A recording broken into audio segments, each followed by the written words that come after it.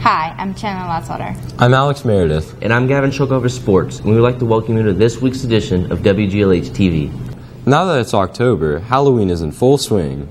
Tell me about it. I'm glad I got to participate in a haunted house this year. Stay tuned while I take you through Gahanna Theater Program's annual haunted house. Even though most people have moved on to digital photography, students at Gahanna are given the chance to take black and white photography, where they develop their own photos. It is amazing how creative and artistic these students can become. So if a photo truly is worth 1,000 words, then these students are doing a lot of talking. Gavin Sholkoff has the scoop. Many people with dogs love to take them on walks. It is also important to provide opportunities for them to socialize with other animals. One way to do this in Gahanna is the dog park. It is a gated area with lots of space for them to roam around with other animals. Hannah Seacrest gives us a peek. Teachers are always looking for new ways to keep their students from being distracted in the classroom. One teacher making a difference is Mr. Bomber. Josh Linker talks to him about why he enjoys teaching at Lincoln. A number of students at the high school are concerned about the environment and what we can do to improve it. One way to fix this issue is getting together as a group with environmental class. Brennan Holohan lets us know some of their upcoming projects. Zach has big plans after high school. Some other students with some very big plans for this season are our athletes. Speaking of athletes, do you have a sports report for us, Gavin? I sure do, but first, Michael Liebus takes us to a recent football game. And that's a wrap for sports here today in Gahanna. Thanks, Gavin. And thanks for joining us for this week's news. Stay tuned next week when Alex Meredith takes us to an underwater robotics class. This has been Chandler Latzolder, Alex Meredith, and Gavin Sholkoff saying, have the courage to act instead of react. have a great week. Did you find it?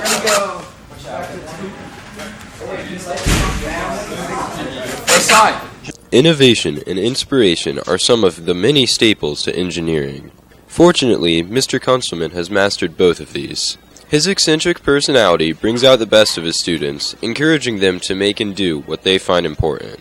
A break from the classroom environment is welcome from students too, as they find creativity in their freedom. Mr. Kunstleman doesn't teach just one engineering class multiple times, but rather a variety of classes that cater to one's interests. Hi, I'm Mr. Kunstleman, and I teach a variety of engineering classes here, starting with Intro to Engineering, which is like an intro to drawing and design and measurement. I also teach a sophomore class called Principles of Engineering. It's like a physics-based approach to engineering with materials testing and simple machines. I then offer a junior level class, which is digital electronics. We'll solder, program, prototype different circuits. And then my capstone class is called Fabrication Lab, and we design and make products for real clients and then market and sell them, run the whole class like a business. We create products for community members, government agencies, and a lot of projects within the school. Designs are built using Inventor, a computer program with infinite possibilities. The model can then be transferred to a gamut of machines, each specialized for different purposes. In Fab Lab, students learn how to use and maintain such machines to fulfill their creations. Those who take advantage of these opportunities are only bound by their imagination. If you're looking to turn your ideas into a reality, come join Mr. Kunstleman's engineering classes. This has been Alex Meredith reporting for WGLH-TV. What that's all about. The first working submarine was built in 1620. Humans achieved touching the depth of Mariana's Trench in 1960. Since then, technology has come far. However, the Underwater Robotics Club believes there is still more work to be done. Taught by Mr. Bruns, these students turn their ambitions into a fully functional machine able to perform specific tasks, all underwater.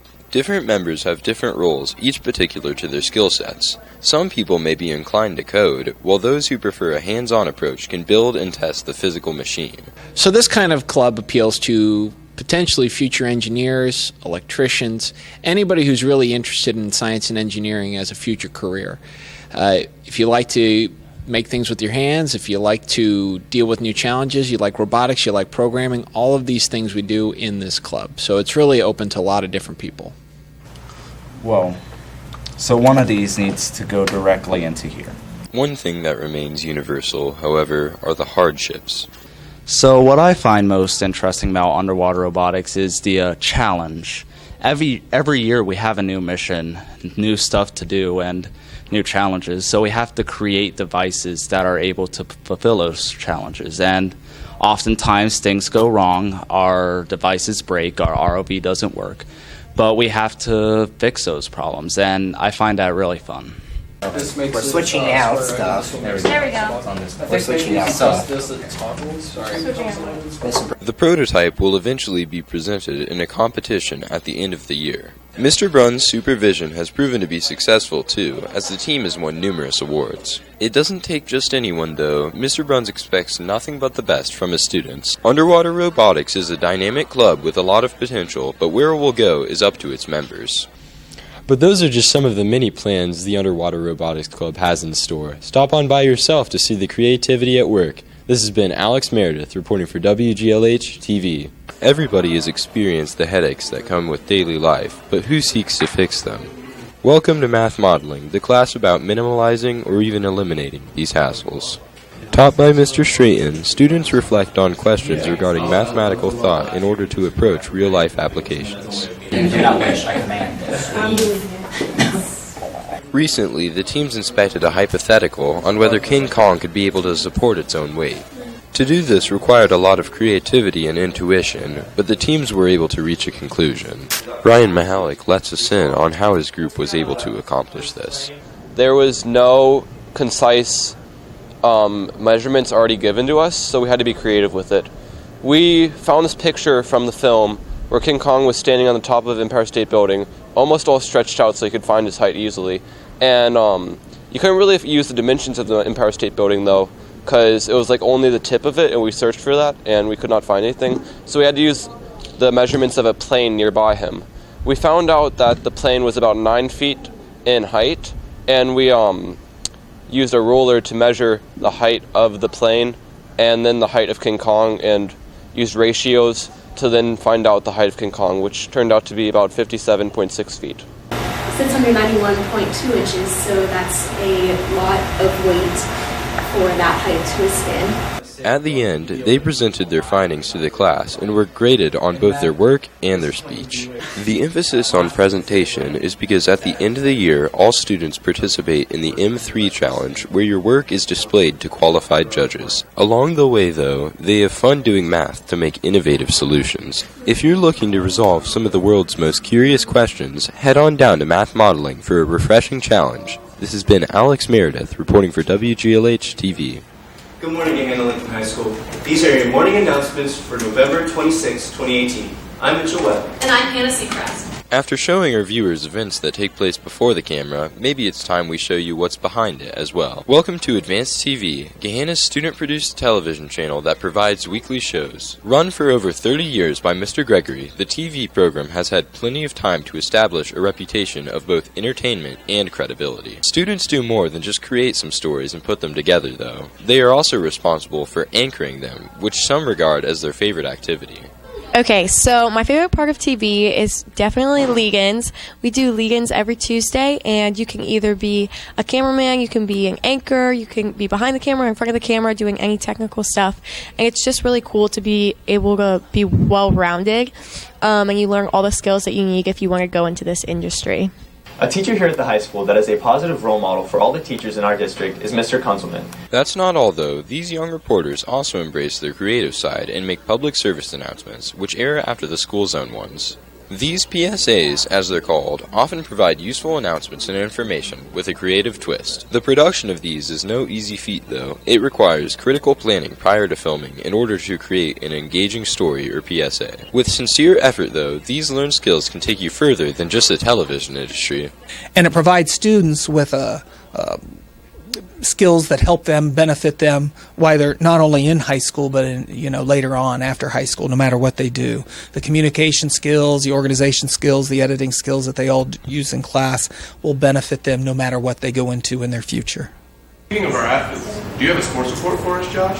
I sure do. Boys football team lost 14-10. Students who enjoy communication are more than welcome to be a part of an awarded program. This has been Alex Meredith reporting for WGLH-TV. Tom Brady LeBron James, Cristiano Ronaldo. All these leaders drive their team to be the best they can be, and Ryan Mihalik is no different. Motivating a team can be challenging for a respected upperclassman, but he still leads the track and cross-country teams enthusiastically. Aside from just running, Ryan enjoys a variety of other things, including ultimate frisbee and just general fitness. But don't let this make you think Ryan doesn't spare time for his schoolwork, too. He's in 3 AP classes, including Calculus BC, the hardest math class in the school.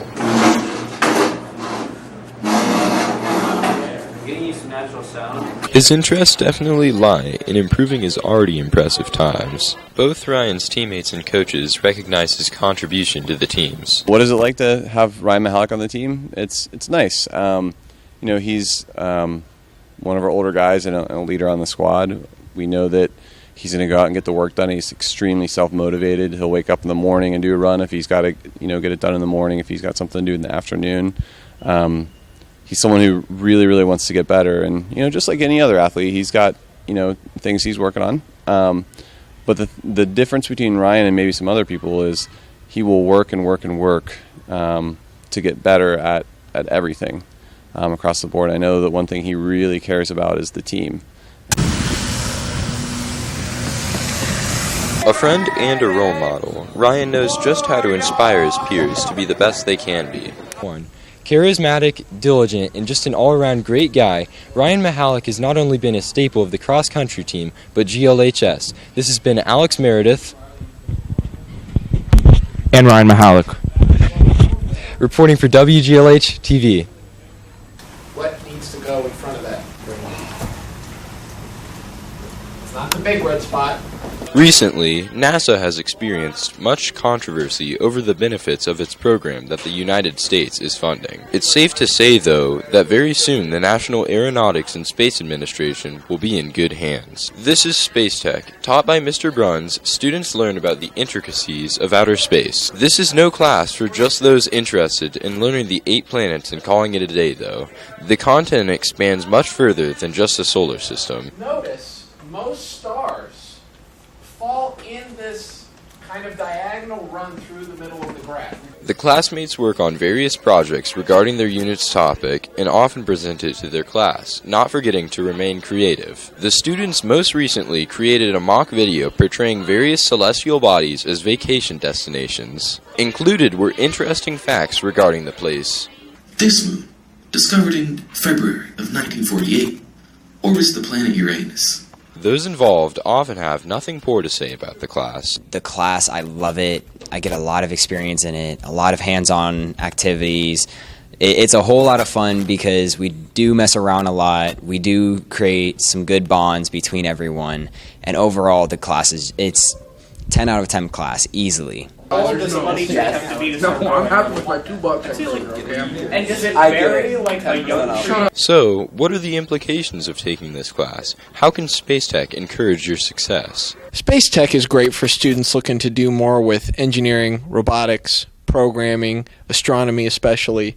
We take about half the year and focus on astronomy. We look at the solar system, we look at stars, we look at potential life in our solar system. If I brought somebody up and made you tell me their name, could you tell me their name? Whether you dream of being the first human to land on Mars or hardly know who Neil Armstrong is, Space Tech is a unique experience unlike any other. Space Tech is a great way for discovering the mysteries of the universe. Signing up for it certainly would be one giant leap for mankind. This has been Alex Meredith reporting for WGLH-TV.